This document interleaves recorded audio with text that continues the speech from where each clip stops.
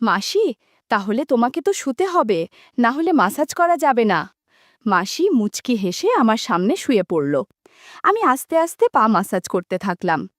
এমন সময় পাশের বাতাবি লেবু দেখে বললাম, মাসি, এই বাতাবি লেবুগুলো এখনো সতেজ কেন? মাসি বলল, তোর মেশো লা খেয়ে রেখে দিয়েছে অনেক দিন, তাই এরকম। তুই চাইলে খেতে পারিস। সেদিন রাতের পর আর কি কি হয়েছিল তা কোনো দিনও ভুলব না। আমার নাম মিলন, ২২ বছরের এক যুবক, থাকি কলকাতাতে। যে মাসির কথা বলতে চলেছি তার নাম বুলা, থাকে পাঞ্জাবে। সম্পর্কে আমার নিজের মাসি নয়, আমার মামার শালি। এবার আসি মাসির বর্ণনাতে। মাসির বয়স ৩৩ বছর, এক পুত্র সন্তানের মা। গায়ের রং বেশ ফর্সা, মাথায় হালকা কোকড়ানো চুল পিঠের মাঝ পর্যন্ত নেমে গেছে। মাসির কাছে একজোড়া বাতাবি লেবু আর একটা সুবিধাল তরমুজ আছে, যেগুলো খুব সতেজ আর যে কেউ খেতে চাইবে। মুখের অবয়ব খানিকটা বিদ্যা বালানের মতো। মেশো অর্থাৎ মাসির বরের হাই সুগার, তাই এখন বেশ দুর্বল। মাসিকে দেখলেই বোঝা যায় মনের মধ্যে অনেক কামলা আছে। মাসি দ্বিতীয় সন্তান নিতে চাইলেও মেশো তা আর দিতে পারছে না। সেবার আমি কলেজ থেকে গেছি পাঞ্জাবে ভ্রমণে। আমার মামি বলল, যাচ্ছিস যখন তখন একবার মাসির ওখান থেকে ঘুরেই আসিস। মাসি তো সারাদিন একলা থাকে, তুই গেলে ভালো লাগবে। এরপর আমি যথারীতি গেলাম পাঞ্জাব। কয়েকটা জায়গায় ভ্রমণ করে চলে গেলাম মাসির ওখানে। আগেই মামি বলে দিয়েছিল আমার যাওয়ার কথা। গিয়ে বেল বাজালাম। কিছুক্ষণ পর দেখি মাসি দরজা খুলল। মাসিকে দেখে তো আমি অবাক। মাসি একটা হাতকাটা কুর্তি আর লেগিংস পরে আছে। কুর্তি টাইট হওয়ার কারণে বেশ ভালোই দেখাচ্ছিল মাসিকে। আমাকে দেখেই একদম জড়িয়ে ধরল আর বলল, মিলন, তোকে সেই ৬ বছর আগে দেখেছি, এখন একদম যুবক হয়ে গেছিস। মাসির সাথে হাই হ্যালো আলাপ করে নিলাম। এরপর মাসি আমাকে ফ্রেশ হয়ে নিতে বলল। আমি বাথরুমে গিয়ে মাসির কথাই ভাবছিলাম। মনের মধ্যে কেমন যেন এক অনুভূতি হচ্ছিল। যাই হোক, ফ্রেশ হয়ে কিছু খাবার খেয়ে নিলাম। অনেক জার্নি করার কারণে মাথা ধরে আছে, তাই খানিক ঘুমিয়েও নিলাম। হঠাৎ ঘুম ভাঙল মেশোর ডাকে। দেখি মেশো রোগা হয়ে গিয়েছে আর কেমন বয়স্ক লাগছে, যদিও মেশো মাসির থেকে ১২ বছরের বড়। আমি এরপর মেশোর সাথে গল্প জুড়ে দিলাম। মেশো ভালোই খুশি, আর আমি মাসির ছেলের সাথেও বেশ ভাব জমিয়ে ফেললাম। এরপর মাসি আমাদের ডিনারে ডাকল। দেখলাম মাসি একটা হাতকাটা নাইটি পরেছে। খাওয়া দাওয়া হয়ে গেলে আমি ঘুমোতে চলে গেলাম। কতক্ষণ ঘুমিয়েছি জানি না, হঠাৎ একটা মৃদু কণ্ঠে ঘুম ভেঙে গেল। আমার রুমের পাশেই মাসি আর মেশোর রুম। মাসির ছেলে ঘুমায় ওই পাশের একটা রুমে। আমি ভালো করে শোনার জন্য আস্তে করে রুম থেকে বের হয়ে দরজায় কান পাতলাম। শুনলাম মাসি মেশোকে কথা শোনাচ্ছে। মাসি বলছে, বুড়ো লোক, কিছুই তো পারো না, কোনো কাজটা ঠিকমতো করতে পেরেছ? তোমার জন্য এখন আমি আর নিজের কোনো শখ ইচ্ছা পূরণ করতে পারি না।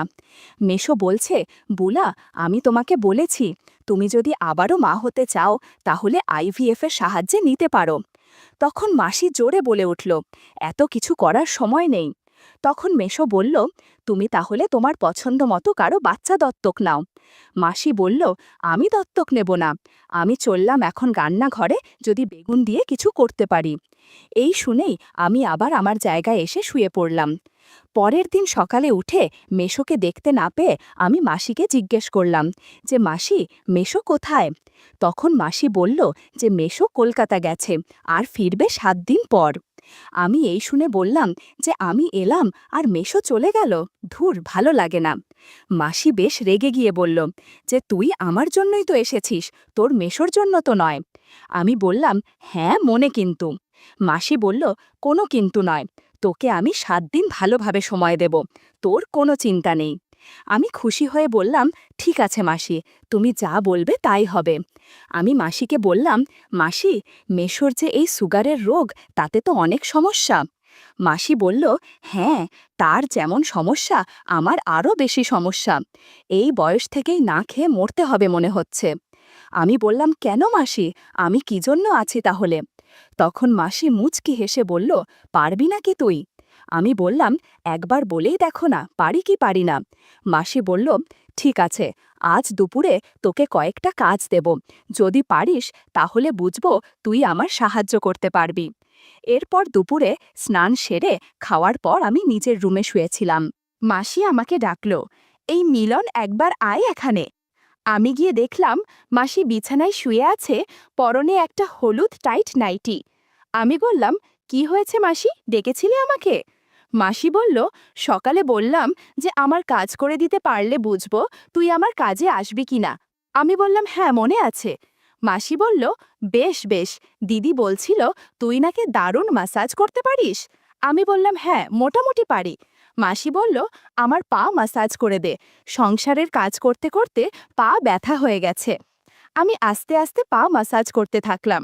এমন সময় পাশের বাতাবি লেবু দেখে বললাম, মাসি, এই বাতাবি লেবুগুলো এখনো সতেজ কেন? মাসি বলল, তোর মেশো না খেয়ে রেখে দিয়েছে অনেক দিন, তাই এরকম, তুই চাইলে খেতে পারিস। আমি একদিকে ম্যাসাজ করছিলাম আর অন্যদিকে বাতাবি লেবু খাচ্ছিলাম। দারুণ সুস্বাদু বাতাবি লেবু দুটো।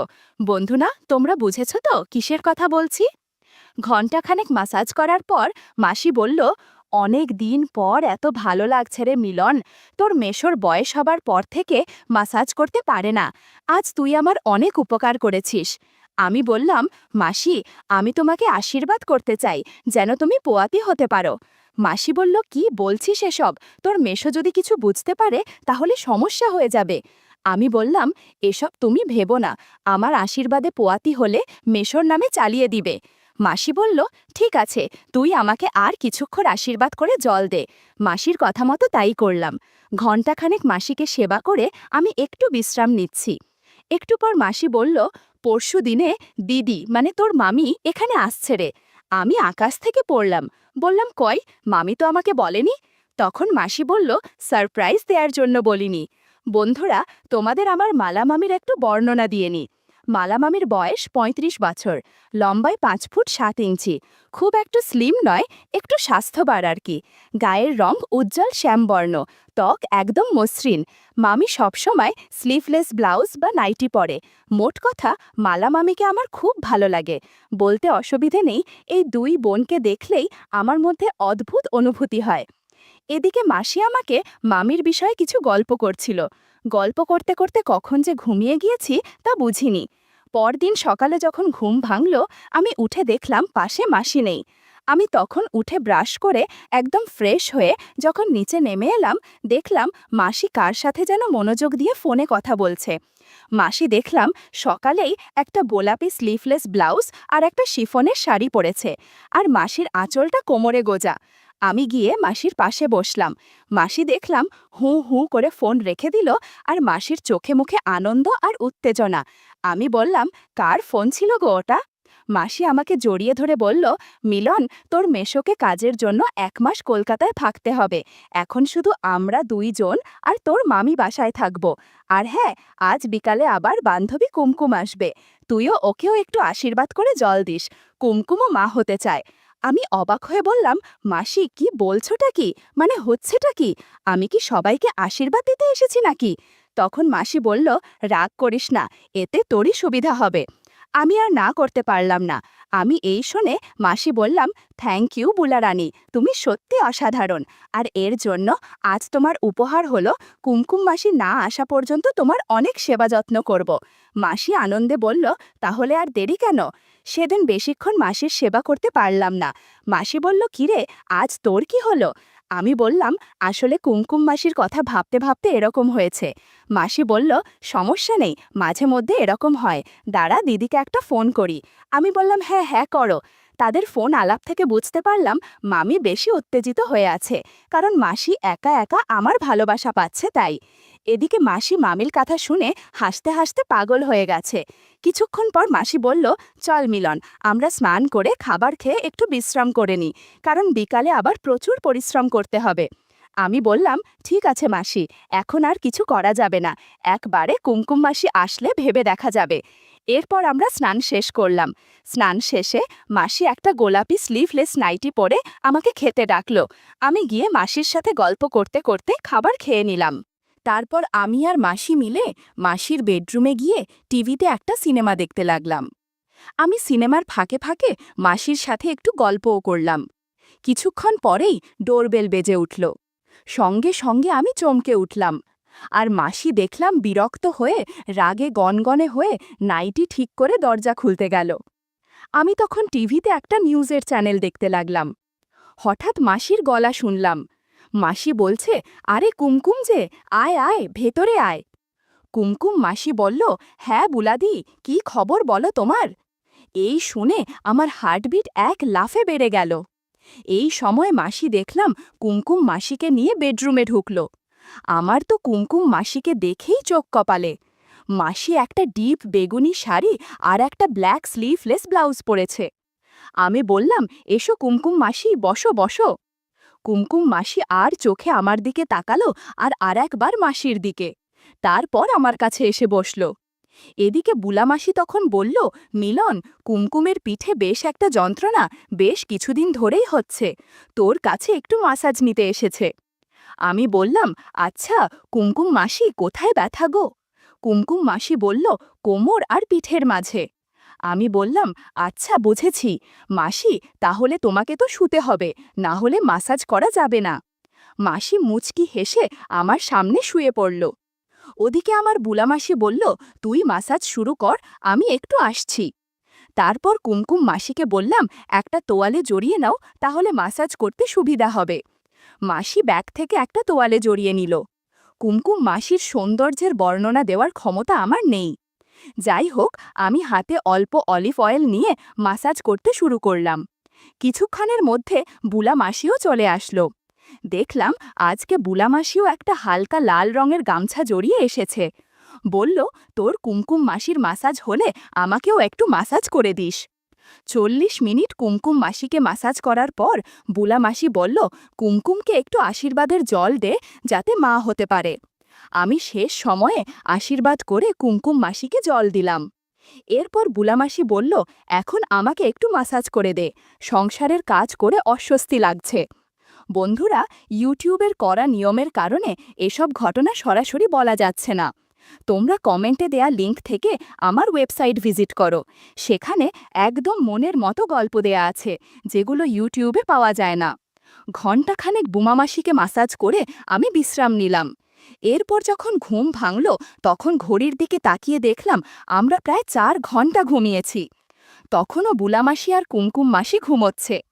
আমি তাদের ডেকে উঠালাম, বললাম, তোমরা উঠে রেডি হয়ে নাও। বুলামাসিকে বললাম, মাসি জলদি করো, আর কিছুক্ষণ পরেই মালা মামির চলে আসবে।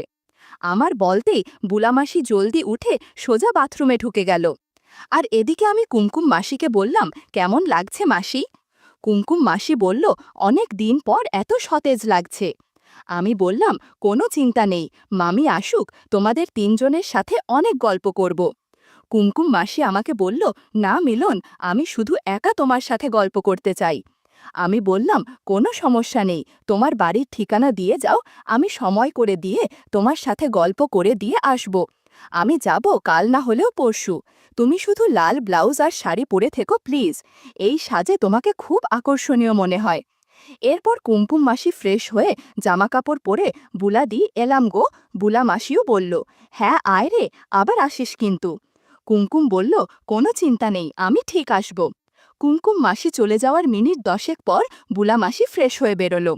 বুলামাসি একটা হালকা গোলাপি শাড়ি, নীল স্লিভলেস ব্লাউজ আর একটা পেটিকোট পরে আমায় বলল, চল মিলন, তোর দিদিকে নিয়ে আসি। আমি মাসির হাত ধরে হাঁটা দিলাম আর গিয়ে মাসির গাড়িতে উঠলাম। মাসি সোজা বিমানবন্দরের দিকে গাড়ি ছোটালো। আমরা 30 মিনিটের মধ্যেই পৌঁছে গেলাম। তারপর অপেক্ষা করতে লাগলাম মামির জন্য। ঘোষণা শুনলাম যে মামির প্লেন ল্যান্ড করেছে। মিনিট 10 পরে দেখলাম মামি হেঁটে আসছে। মামিকে দেখে অনেক আনন্দ হচ্ছিল, এই ভেবে যে আজ তার খবর আছে।